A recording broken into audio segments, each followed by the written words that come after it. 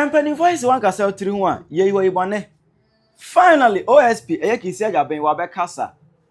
Now Obe reply, State Attorney General. Any omo ready attack on him. Any omo petition say ye in front yen sacking on. OSP Abedin Communal Plus Uncle of Minina. Mema nchire mo no akire wadwen amame. Ewo comment section. Aha Penyah Brook Media. Mess was any demo. Obe like video no that my subscribe button na back click notification for no latest updates abechire wadwen da mame. Ewo comment section. Mess also baso. No ashiro for so anya bi ahwe. Eti OSP beginning of this year na Ghana for do na el penasem omudon especially the NDC party me no penasem because na omu feel say omu person adwuma na OSP eye no say obetima abo na ye jail MP before because every day when come say OSP the press conference ever crofulata ho ene we mu ho gift or ware mu NSS scandal na ade obi a is abo man kro na OSP ye bibi say obetima che oni ade but ebusia na se na come say ye crocro the John na entre kisi bi na OSP oye because obeka say Ken Ofori Atta by first do na Ghana ifuro yantehwe just from there no press conference upon press conference and OSP oye wadane press conference the defense force action enim just west there bia na ye kasa na ye grant press conference there bia no nkwa na ye hu hwe uso obi abokro no chini bakro tu me say watch na tu o na ko jama emra na di what prove wa bokro no chini tu ba there bia press conference am I nam so ma attack eba no so other say attorney general kwan be class here captain Kojes my canadian kire no am I say media so ni be na etwe na bo so na OSP ehwe no so there ma me nka se mu kakra eti enu ano OSP so press conference or no so abe share the side of the story be kire na adwen ye wonim oba beka Strategic Mobilization Entrepreneurship Limited. That was how it was incorporated first, SMEL, on 14 February 2017 by a timber merchant, Evans Edusei, with the company's stated principal activities as general trading and services and import and export of general goods. A little over 4 months after its incorporation, this company that had stated its services are trading services and import and export of general goods was presented to the PPA by the Commissioner General of the GRA, Emmanuel Kofinti, seeking approval to sole source SMEL as a service provider for enhanced classification, valuation, and risk management platform in the customs setup. These events, the assumption of office by Mr. Ofori Atta, the incorporation of SMEL by Mr. Edusei, and the application for sole sourcing of SMEL by seemed unrelated at first glance. However, a closer look at subsequent events from June 2017 to 14 February 2024, when Mr. Ofori Atta's tenure ended, show a tightly knit and non-coincidental association of the prior identified events as the precursors of a masterful and mischievously crafted scheme designed by Mr. Ofori Atta immediately upon assumption of office and throughout his tenure as the chief promoter, patron, and sponsor of the company, and the previously unseen power that unlawfully force-fed the company into the revenue assurance drive of GRA through a series of reckless decision-making and management and flagrant violation of statute through the use of public office for profit, contrary to Section 179C of the Criminal Offences Act 1960, Act 29, and by directly and indirectly influencing the procurement process to obtain an unfair advantage in the award of procurement contracts to the company, contrary to Section 92(2)(b) of the Public Procurement Act 2003, Act 663, with the pliant and avaricious and questioning compliance of 2 successive GRA Commissioner Generals, who he kept at a slavish subservience, leading to colossal financial loss to the Republic. The OSP investigation establishes the following. 1. There was no genuine need for contracting SML for the obligations it purported to perform, and that the contracts were secured for SML through self-serving official patronage, sponsorship, and promotion based on false and unverified claims. 2. The SML contracts were attended by egregious statutory breaches, as mandatory prior approvals were wantonly disregarded by relevant officials who acted with increased and emboldened impunity.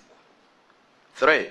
There was no established financial management system of monitoring and verification to ensure that the Republic was obtaining the value for the money it was paying to SML, and that the payment channels to SML were set on automatic mode, detached from actual performance, causing financial loss to the public. By a letter dated 16 June 2017, Mr. Inti, then as Acting Commissioner General of GRA, requested PPA for approval to engage SMEL through single source procurement under Section 40A and B of the Public Procurement Act for enhanced classification, valuation, and risk management in the context of the payment of duties and levies on imported goods. The request stated that there were incidents of same goods given different classification and duties which were giving rise to challenges and undue delays at the ports of clearance, and that SMEL would address these challenges faced by GRA to allow for full, smoother, and better services in the customs processes and procedures. The request touted SMEL as having particular interest in providing effective and measurable solutions for the enhancement of government revenue, and that SMEL also enjoyed financial and technological backing from its investors, one of which was Cotecna SA, described as a multinational company well versed in the business of inspection, testing, certification, and the provision of tailor-made information technology solutions.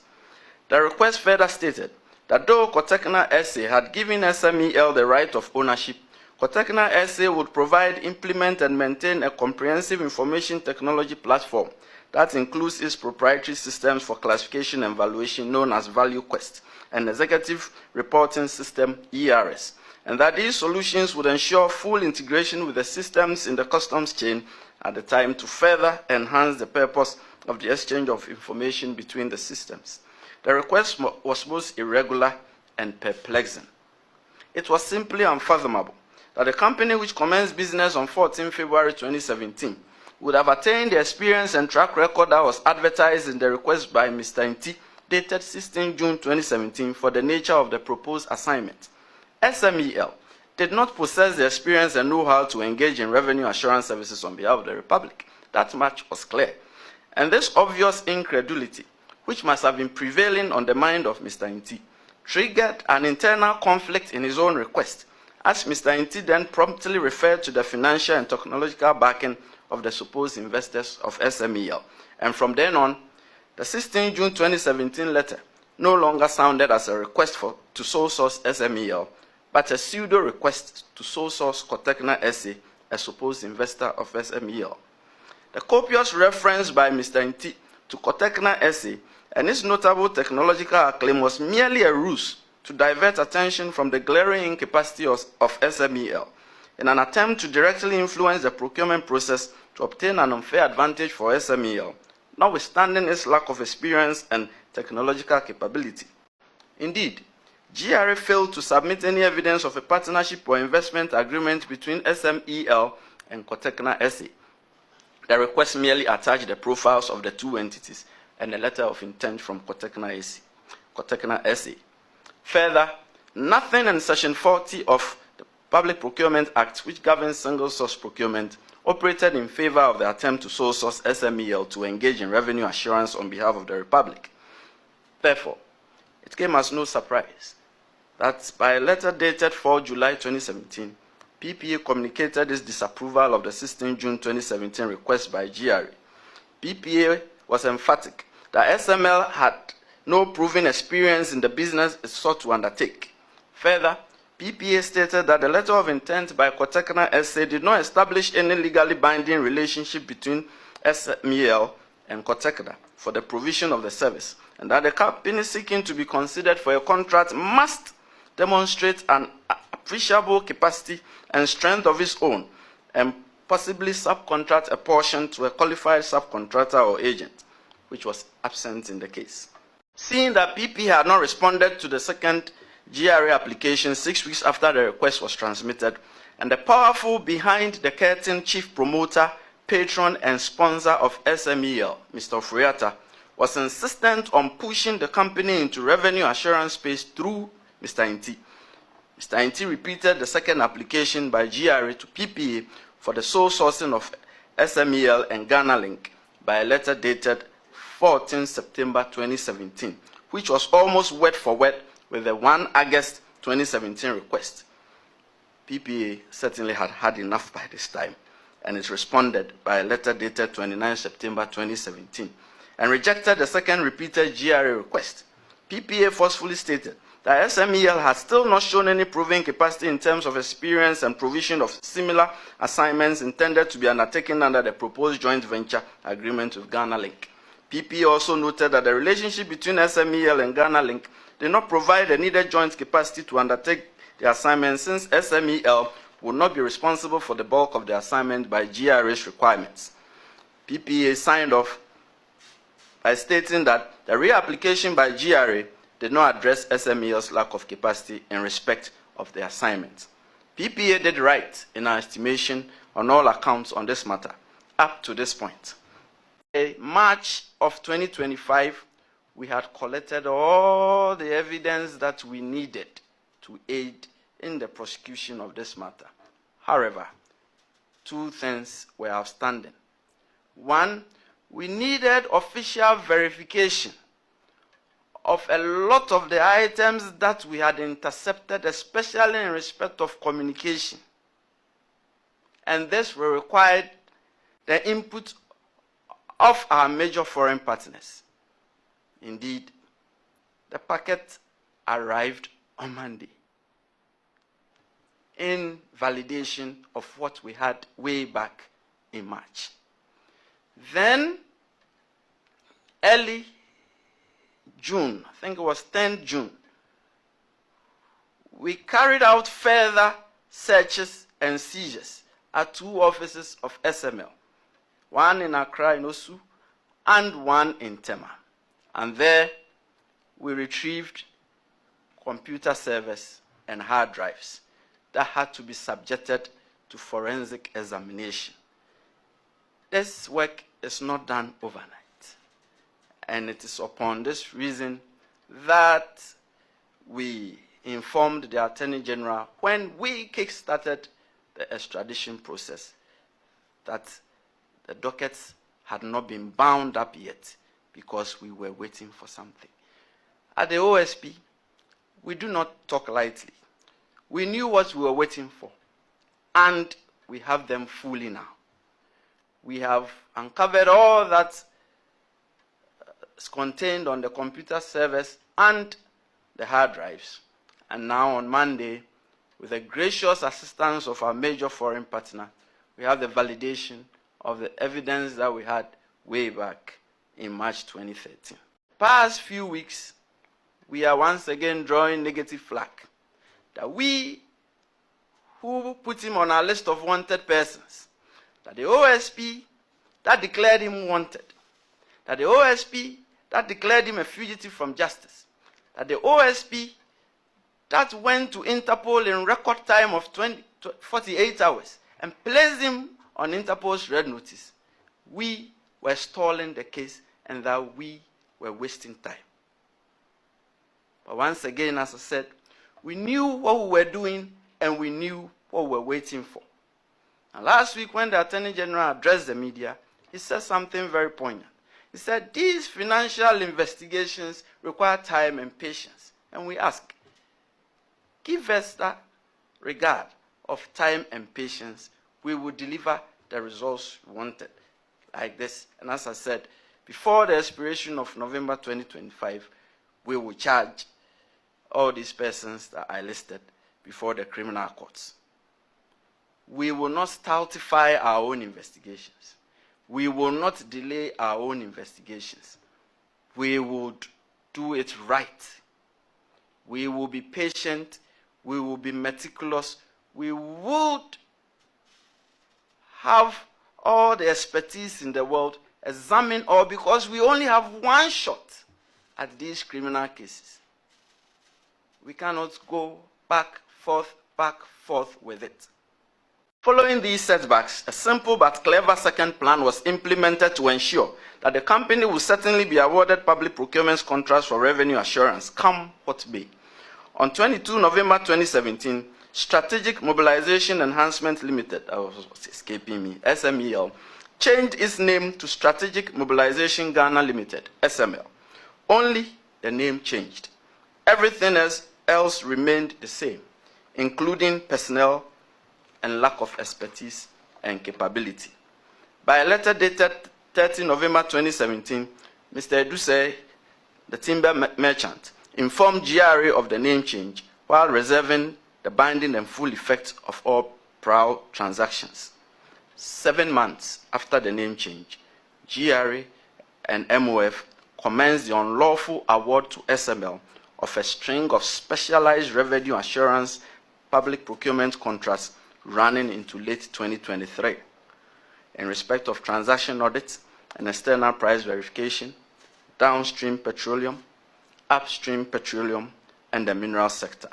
I announce to you, as we did by way of our press statement last week, that we are in full collaboration with the Attorney General's Department. We cannot work against each other. We are working for the same cause, which is the cause of the Republic of Ghana. And we cannot be at loggerheads. We cannot be in dispute. Sometimes personalities and how one wants to do something may clash a bit, but that should not be taken as dispute or disagreement. Many of you do not know my relationship with the Attorney General. He is like a big brother to me. He taught me at Legon, and he also was part of my training. Indeed, we formed a firm together. And indeed, I was like his foreman even when he was putting up his first building in Accra. This is our relationship. The relationship is such that because he trained me and he taught me, I have a bit of him in me. He doesn't have a bit of me in him. And so sometimes my display of his bit in me stirs him up a bit. But at the end of the day, just as we were doing in private practice, we will bicker at home. But our product, when we finally churn it out, will be most robust and most fruitful. And this is our promise to Ghana, that we are working together.